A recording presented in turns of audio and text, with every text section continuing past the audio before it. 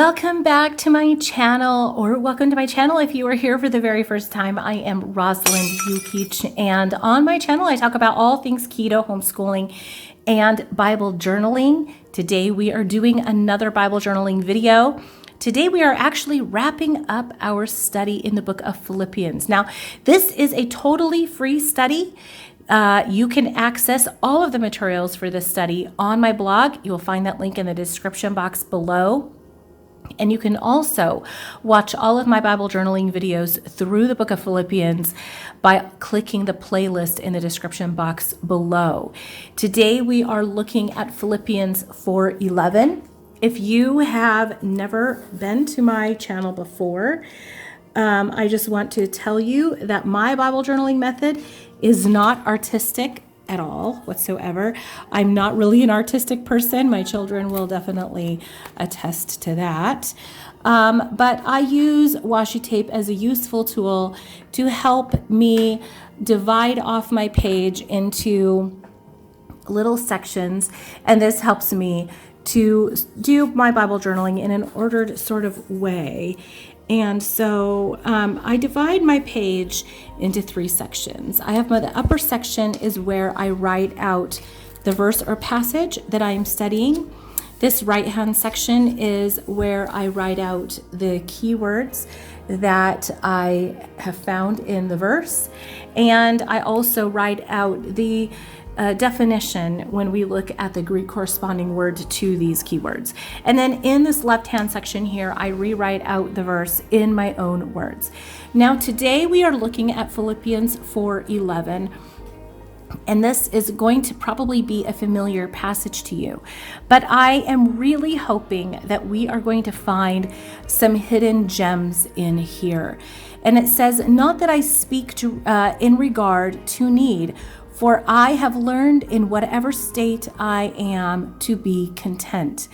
Now, really, this whole chapter is talking about contentment and the steps we take to contentment. And that is what I wrote about in my overview of chapter 4, which you will find on my blog, about the 5 ways that we learn contentment. And Paul said that he learned in whatever state to be content. Contentment isn't a feeling. Contentment isn't something that we gain because we have all of our life in order and we have our finances in order and we live in a beautiful house and we drive a great car and we have a wonderful career and we have our beautiful children and everything is just right. You know, contentment isn't found in fluffy socks and watching Netflix while eating a pint of Ben and Jerry's. That's not contentment. Contentment is something that's learned. It's something that's developed in our life. It's a muscle that has to be built, and it is built over time and is built with practice, and it is built by gaining our tools, by taking those weights, so to speak, and building up that muscle. And so that is what we're going to be looking at today. We're going to be looking at this verse about contentment and learning that in whatever state we are in, that we can be content. He goes on to say, "I know how to be abased and I know how to abound." And I think it's really interesting that he says he knows how to be abased. So he knows what that's like, but he knows what it's like and it didn't get to him. And so he was able to be content even when he was abased or he was in, dire need. And he knew how to be content when he had a lot, everywhere and in all things. And again, I'm going to circle this word all, because to be really honest, sometimes we read these words and we sort of skip over them because we get so used to hyperbole that we don't realize that in the Bible, there's no such thing as hyperbole. Every word is there for an intended purpose, even this word all. So in all things, I have learned to both be full and to be hungry, both to abound and to suffer need. And then he says, "I can do all things through Christ who strengthens me." Now, a lot of times we use this verse, and not wrongfully, I will say, but when we get to a situation and we feel insecure and we're not sure that we can do it, and we just we feel like we need that extra boost of strength. We need sort of like that affirmation that, yes, we can do it. Yeah, I can do it. And we say, I can do all things through Christ who strengthens me. And again, I'm not saying that we're using that verse in that context wrongfully. But really interestingly, this verse is in the context of learning contentment. I can do all things. I can be abased. I can be hungry. I can be in want, but I can also have everything that I need. I can have, I can be abounding, in prosperity. I can, I can be full. I can be hungry, whatever. I can do all of these things. I can do them through Christ who strengthens me. It is Christ who strengthens us and gives us the ability to be content. And then, he went through here and said, you will learn contentment if you can obey in these things, and you can obey in these things through Christ who's going to strengthen you. So we don't learn that contentment on our own. We learn it through Christ who strengthens us. So Christ gives us the ability to be content in all things. And so I think that's very important. So we're going to take a moment now. We're going to write out this verse in this upper section, and then we're going to come back and look at the key words.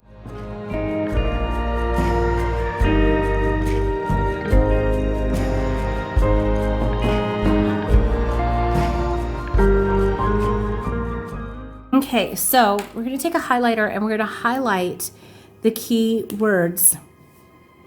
I'm going to look at speak and regard. I don't think we're going to get anything like super, fantastic out of those words, but you never know. And I've done this before and I've been surprised. There are sometimes when it's like, yep, I kind of knew we weren't going to get anything out of that, and apart from what we can actually read here within the verse itself. But sometimes I've been surprised. So we have speak, regard, we have need, we have learned, state, and content. So these are our words. Now this is a shorter verse. We're ending this study today on a shorter verse. Our last video, it was much longer. But I just really wanted to focus on this idea of contentment. So we have speak, regard, need, learned, state, and content. Now, as I have said before, I use the Strong's Concordance. If you don't have the enormous volume that they sell it in, you can access it for free on blueletterbible.com. That's what I use. All you do is you just tap on the verse on your device, and you tap then on Interlinear Concordance, and it will bring up all of the Greek corresponding words to the English words in that verse. And so we are looking at the word speak, and it just means to say, to speak, but it also means to affirm, exhort, advise. So now we're going to look at the word need, which is want or poverty.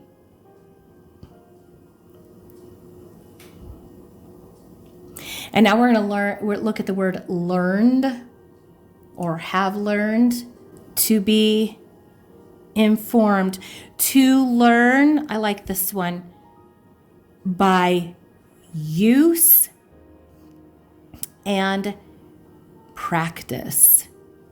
Habit. Let's just draw an arrow down here. Habit.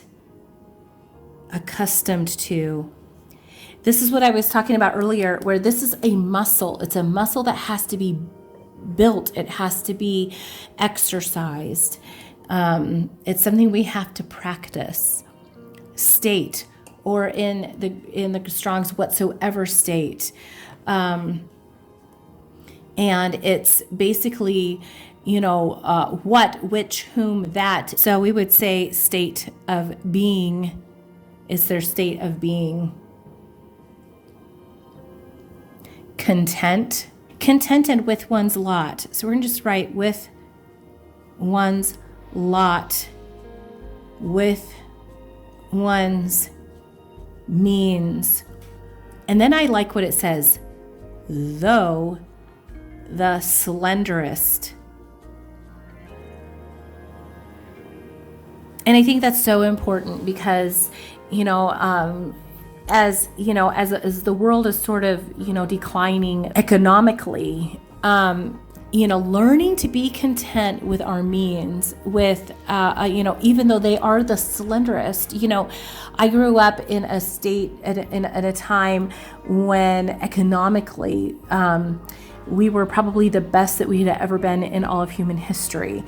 And so it's very difficult to sort of go backwards. But, when you know that God is your provision, and when you realize that, this world isn't where it's at. It isn't about building our riches here on earth. It's about building our riches in heaven. When we can divorce our hearts from materialistic goods and from money and from possessions, we can learn to be content with one's means, though the slenderest. So he's saying here, it's not that I am exhorting you or advising you in, concerning my need or my poverty. For I have learned by use and practice, by habit, and I've become accustomed to whatever state of being I am in, to be content with my lot, with my means, though the slenderest. So I'm going to write this out in my own words in this section here.